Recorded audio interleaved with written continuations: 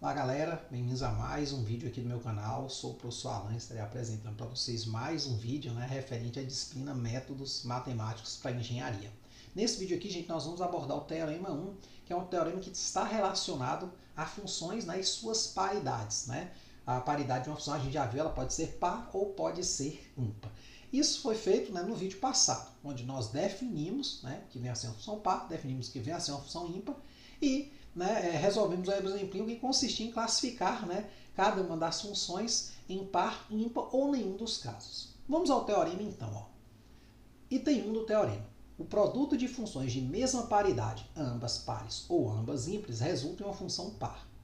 2. O produto de duas funções de paridades diferentes, uma par e outra ímpar, resulta em uma função ímpar. Esse teorema é importante, gente, porque quando a gente vai fazer o desenvolvimento de uma série de Fourier, de uma certa função, muitas vezes temos lá o que? Um produto de duas funções. Aí a gente vai perceber que existem certas propriedades que estão relacionadas à paridade de uma função. Por exemplo, funções pares, você vai ver que um certo tipo de termo não aparece nela, assim como funções ímpares. E aí, se eu tenho uma função que é o produto de duas pares ou duas ímpares, com esse resultado aqui, eu já vou conseguir dar um passo mais rápido na exibição da série de Fourier de uma certa função. A gente vai ali para o quadro agora para a gente estar fazendo a dedução desses dois itens. Então, o que ele afirma? Item 1, vamos só relembrar aqui. O item 1 fala que o produto de funções de mesma paridade resulta em uma função par. O item 2 fala que o produto de funções de paridades distintas resulta em quê? Em uma função ímpar, certo? Claro que necessariamente as duas, na verdade, tem que ter paridade. Elas não podem ser uma função sem paridade vezes uma função com paridade. Aí não tem resultado, certo? Ou as duas são pares, ou as duas são ímpares, ou uma par e outra ímpar. Aí a ordem não importa qual é par e qual é ímpar. Então, nesse caso, nós temos aqui o seguinte. Está aqui a definição de função par, ou seja, quando eu aplico um valor negativo, é o mesmo que aplicar um valor positivo. A ímpar, por sua vez, quando eu aplico um valor negativo, esse sinal sai e é como se eu estivesse aplicando o número sem o sinal, mas trocando o sinal da resposta. Então, gente, o teorema 1 ele afirma que funções de mesma paridade o produto delas vai resultar em uma função par, certo? Aí aqui eu separei em dois casos, ou ambas pares ou ambas ímpares. Então, se ambas forem par, eu vou criar aqui uma função h de x que vai ser o produto de f de x vezes g de x. Então, para eu saber se uma função é par ou ímpar, eu vou aplicar o menos x aqui. Então, eu vou aplicar o menos x em h. Então, h de menos x é f de menos x vezes g de menos x.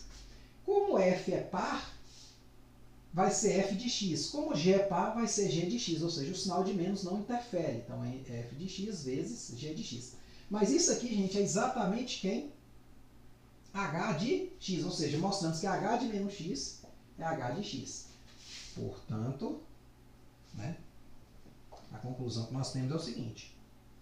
Portanto, o produto de funções pares é também, botar assim, também uma função par, tá certo? Por outro lado, se eu tiver duas funções ímpares, vamos seguir um raciocínio análogo. Vamos definir um h de x, que é a função produto, que vai ser o quê? F de x vezes g de x. Essa aqui é a função que é o produto das duas. Vou novamente aplicar o menos x. Então, h de menos x vai ser quem? Vai ser f de menos x vezes g de menos x. Nesse caso aqui, o menos ele vem para fora. Então, eu vou ter assim, menos f de x vezes menos g de x. Menos com menos dá mais. Então, eu vou ter novamente o quê? F de x vezes g de x. Tá certo? Que é o quê? H de x. Então, perceba que eu saí de h de menos x e cheguei em h de x, a própria função h, a própria função, o produto das duas. Então, neste caso, nós vamos ter a mesma conclusão aqui. Então, portanto, o produto de funções ímpares é uma função par. Nesse caso, gente, uma coisa interessante aqui.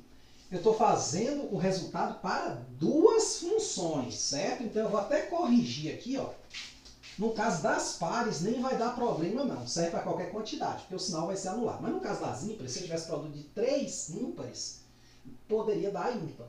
Entendeu? Então nesse caso aqui, ó, portanto, produto de duas funções ímpares é uma função par. Nesse caso aqui, eu não preciso colocar o 2, você pode estender esse resultado para mais funções, tá certo? Se tiver um F, G, R, S, vai por aí, segue, você vai perceber que como elas todas matam o sinal, você sempre vai ter H. Agora aqui, se você botar, por exemplo, mais uma ímpar, o interessante é que teria um menos aqui, anularia com o outro menos, ficaria menos. Então daria ímpar. Então cuidado aí para você não inferir coisas incorretas. Nesse caso aqui, ó, funções de paridade distintas. Aqui eu vou pegar um dos casos apenas, porque o outro é análogo. Eu vou pegar a primeira par e a segunda ímpar. Pode ser também ou vice-versa. Por que eu vou escolher só um caso? Porque você vai perceber que é de forma análoga se eu mudar aqui a paridade. Essa for ímpar e essa outra for par. Você procede da mesma maneira. Você pode até tentar fazer aí. Então eu vou definir novamente o h de x igual a f de x, g de x. Isso implica que h de menos x vai ser o quê? Vai ser f de menos x vezes g de menos x. Como f é uma função par, f de menos x é f de x. Por outro lado, g é ímpar, então eu tenho que trazer o sinal para fora. Então nós vamos ter isso aqui, ó. F vezes menos g de x é menos f de x vezes g de x, que é menos o que? H de x. Então perceba que eu saí de h de menos x e cheguei em menos h de x, ó. Saí dela com o sinal de menos dentro e foi esse sinal para fora. Portanto, o produto de duas funções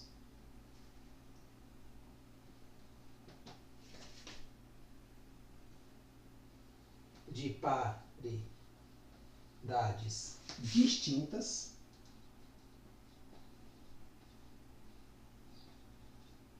quer dizer, paridade simples, uma par, outra ímpar, né? É uma função, o quê? Ímpar. Certo? Então, nesse caso, se eu tiver duas funções com paridades distintas, né, resulta em função ímpar. O que mudaria, professor, se eu colocasse aqui ímpar e aqui par? Basicamente, até aqui tudo igual. Aí aqui o sinal de menos sairia na F, mas não sairia na G, porque a G dessa vez seria par.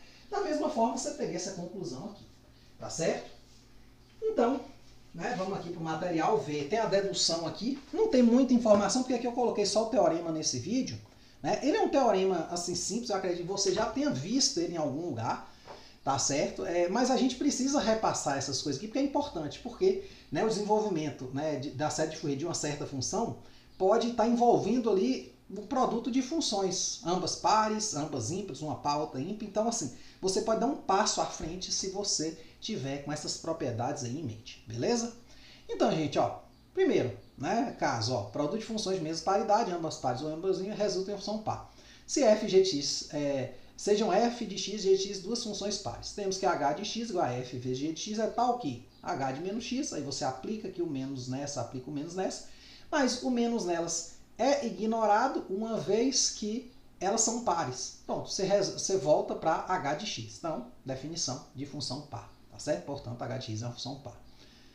Caso f e x sejam ambas funções ímpares, da mesma forma, h de menos x, f de menos x vezes g de menos x. Nesse caso aqui, os sinais de menos eles saem para fora, só que eles se anulam, voltando para um produto sem o sinal. E aí resulta na própria h de x, certo? Então, continua sendo também uma função par. Agora, se eu pegar uma par e outra ímpar, em qualquer ordem que você quiser, você vai ver o quê? Por exemplo, nesse caso aqui, ó, sejam f e g funções de paridade distinta. Digamos que f seja ímpar e g seja par. Ali no quadro eu fiz f par e g ímpar, Vamos só olhar aqui, ó.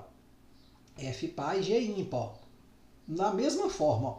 Então, nesse caso, ó, como f aqui é ímpar, né, você vai jogar o menos aqui, ó, como f é ímpar, o menos sai para essa. Então, o produto dessa função vezes s com sinal de menos vai ficar menos esse produto aqui, que é menos h de x. Pronto, isso resulta numa função ímpar. Então, a dedução basicamente a mesma que a gente fez ali no quadro. Tá certo? Então é isso aí, espero que vocês tenham entendido, espero que tenham gostado. Anota esse resultado, ele é muito, muito importante mesmo. Muito obrigado, até a próxima.